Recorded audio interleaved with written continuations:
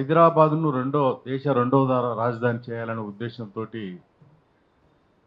చేసిన కార్యక్రమానికి అధ్యక్షత వహిస్తున్నటువంటి మన ప్రొఫెసర్ గాలి వినోద్ కుమార్ గారు, మరి ఈ సమావేశానికి విచ్చేసినటువంటి అందరికీ నమస్కరిస్తూ, మరి నిజంగా ఈ కార్యక్రమం ఏదైతే గాలి వినోద్ కుమార్ గారు తీసుకున్నారో నిజంగా చాలా చాలా చాలా చాలా మంచి అప్రిషియేట్ చేయవలసిన కార్యక్రమం. ఎందుకంటే రెండవ రాజధాని అంటూ మన హైదరాబాద్కి వస్తే మన హైదరాబాద్ తెలంగాణ కాకుండా దక్షిణ భారతదేశం మొత్తం కూడా అభివృద్ధి అయ్యేటువంటి అవకాశం ఉంది.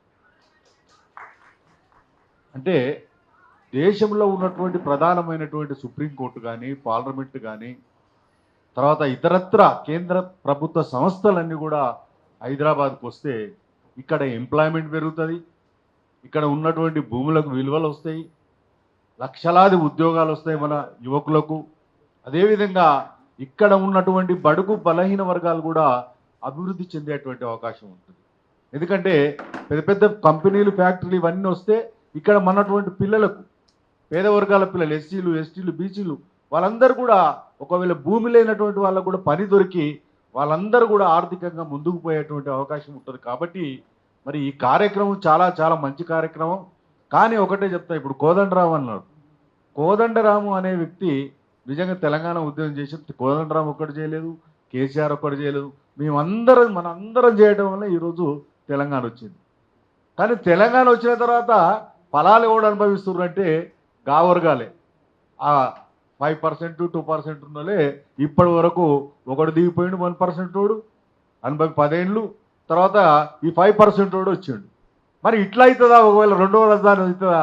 గాలి వినోద్ కుమార్ కూడా చెప్పాలి. ఎందుకంటే పోరాటాలన్నీ కూడా బడుగు బలహీన వర్గాలు చేస్తున్నాం. మనం అందరం మన జీవితాలన్నీ కూడా నిజంగా చెప్తే పోరాటాలే జరుగుతున్నాయి. కానీ అధికారం వచ్చే వరకల్లా, పవర్కి వచ్చే వరకల్లా మళ్ళీ వాళ్ళు పెట్టుబడిదారు వర్గాలు, డబ్బున్న వర్గాలు వచ్చి కూర్చుంటారు.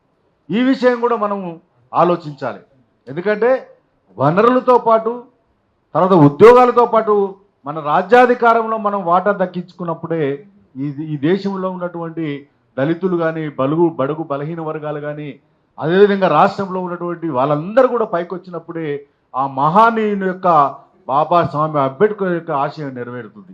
ఆయన కలలుగరినటువంటి రాజ్యం రావాలంటే మనం అందరం కూడా ఖచ్చితంగా ఆర్థికంగా ఎదగాలి. ఆర్థికంగా ఎదగటంతో పాటు మరి రాజ్యాధికారం కూడా పోవాలి.